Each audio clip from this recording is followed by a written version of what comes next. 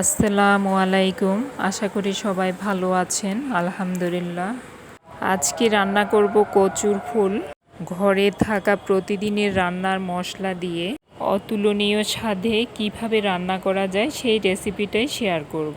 আশা করছি ভিডিওটি আপনাদের ভালো লাগবে। ভালো লাগলে আমার চ্যানেলটা সাবস্ক্রাইব করার অনুরোধ রইল। ফ্যামিলি অ্যান্ড ফ্রেন্ডসের সাথে শেয়ার করে চ্যানেলের সাথে থাকবেন, যাতে নতুন নতুন ভিডিওগুলো সহজে পেয়ে যান। ভিডিওটা না টেনে পুরোটা দেখার চেষ্টা করবেন, তাহলে বুঝতে পারবেন কিভাবে অল্প কিছু উপকরণ দিয়ে অতুলনীয় স্বাদে কচুর ফুল রান্না করা যায়। তো চলুন তাহলে রান্নার প্রসেসিংটা শুরু করে দিই। আমি এখানে কচুর ফুল নিয়েছি। দেখুন ফুলটা আমি কিভাবে কেটে নিয়েছি। ঠিক এভাবে উপরের অংশটাকে রাউন্ড করে কেটে ভিতরের এই ফুলটা ফেলে দিতে হবে। দেখুন এই ফুলটা কেটে ফেলে দিতে হবে। এই ফুলটা যদি থেকে যায় তাহলে কিন্তু রান্না করার পরে গলা চুলকাবে, বাট খাওয়া যাবে না, প্রচণ্ড চুলকাবে। ডাটার এই অংশটা থেকে অনেকে আঁশটা ফেলে দেন, বাট না ফেললেও সমস্যা নেই। আমি কচুর ফুলটা একটু বেশিই নিয়েছি, বাট রান্না করাটা অনেক ঝামেলা। একসাথে একটু বেশি রান্না করে ফ্রিজে রেখে দিব, পরে যখন ইচ্ছে করবে ফ্রিজে থেকে বের করে খাওয়া যাবে। ফুলটা কাটার সময় যদি ছিঁড়ে যায়, প্যানিক হওয়ার কোনো কারণ নেই। আবার এভাবে রাউন্ড দিয়ে কাটলে হাতে অনায়াসে চলে আসবে। এইভাবে আমি সবগুলো ফুল কেটে নিব। ফুলগুলো কাটা হয়ে গেল, এখন ধুয়ে নিব।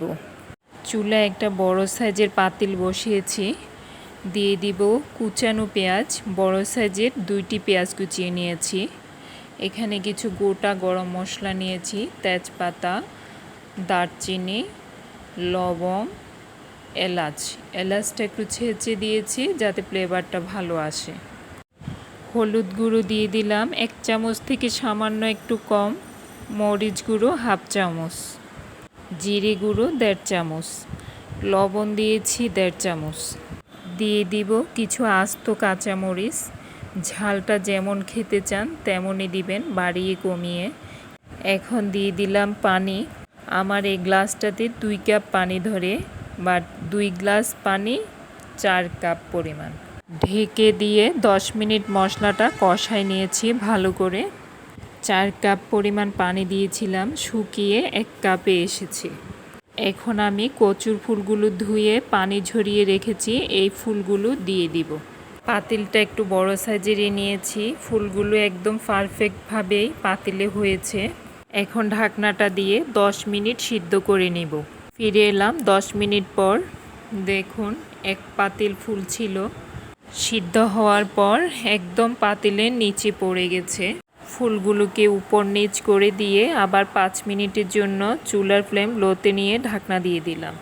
ফিরে এলাম 5 মিনিট পর। দেখুন একদম পারফেক্টভাবে সিদ্ধ হয়েছে। ফুলের থেকে যা একটু পানি বের হয়ে এসেছিল তাও শুকিয়ে গেছে। ফুলগুলো আবার সেট করে দিয়ে ঢাকনাটা দিয়ে দিলাম চুলার ফ্লেম লোতে নিয়ে। পাশের চুলায় আমি একটা কড়াই নিয়েছি।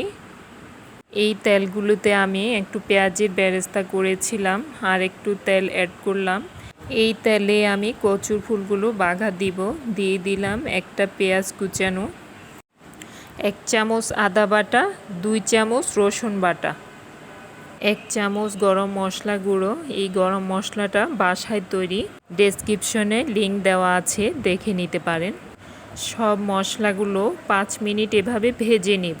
5 মিনিট ভাজার পর 1 চামচ মিষ্টি জিরা অ্যাড করে দিয়েছি। এটা একেবারে অপশনাল, না দিলেও চলে, তবে দিলে খাওয়ার সময় ফ্লেভারটা মুখে ভালোই লাগে। এখানে মিষ্টি জিরার পরিবর্তে গোটা জিরা দেওয়া যাবে, 5 ফোড়ন গোটা মশলা দেওয়া যাবে। মিষ্টি জিরাটা দেওয়ার পর 2 মিনিট ভেজে নিয়েছি। এখন আমি কচুর ফুলগুলো অ্যাড করে দিচ্ছি। সবগুলো কচুর ফুল দেওয়ার পর মশলার সাথে ভালো করে নাড়িয়ে সেট আপ করে নেব। এইভাবে নাড়ানোর উপর রেখে আর 5 মিনিট রান্না করে নেব, যাতে কচুর ফুলের গায়ে যে একটু পানি আছে অবশিষ্ট, ওই পানিটাও যাতে শুকিয়ে আসে। এখন অ্যাড করব লেবুর রস। আমি এখানে পুরো একটা লেবু নিয়েছি কেটে, পুরোটাই দিয়ে দিব। লেবুর রসটা দেওয়ার পর নাড়িয়ে উপর নিচ ভালো করে সেট আপ করে দিয়ে ঢাকনাটা দিয়ে দিব। 10 মিনিটের জন্য চুলার ফ্লেম একদম লোতে নিয়ে ফিরে এলাম 10 মিনিট পর। দেখুন একদম শুকিয়ে গেছে। এখন 2টি শুকনো ভাজা মরিচ ভেঙে দিয়ে দিব। মরিচটা দেওয়ার পর ঢাকনা দিয়ে চুলাটা অফ করে দিলাম। এখন একটা সার্ভিং প্লেটে নিয়ে নিব। উপর থেকে একটু ধনেপাতা কুচানো, পেঁয়াজ বেরেস্তা, লেবু দিয়ে সাজিয়ে নিলাম। আমার কচুর ফুল রান্না ওয়েল ডান। দেখতে যতটা লোভনীয় হয়েছে তার থেকে অনেক গুণে বেশি টেস্ট হয়েছে। তৈরি করে দেখুন এই রেসিপিতে, একদম মুখে লেগে থাকার মতো স্বাদ, ভুলতেই পারবেন না। আশা করছি ভিডিওটি ভালো লেগেছে। ভালো লেগে থাকলে আমার চ্যানেলটা সাবস্ক্রাইব করার অনুরোধ রইল। সাথে একটা লাইক ইভেন কমেন্ট করে চ্যানেলের সাথে থাকবেন। আপনাদের একটা লাইক কমেন্ট আমাকে অনেকটাই উৎসাহ দেয়। আজ এখানেই শেষ করলাম। সবাই ভালো থাকবেন। আল্লাহ হাফেজ।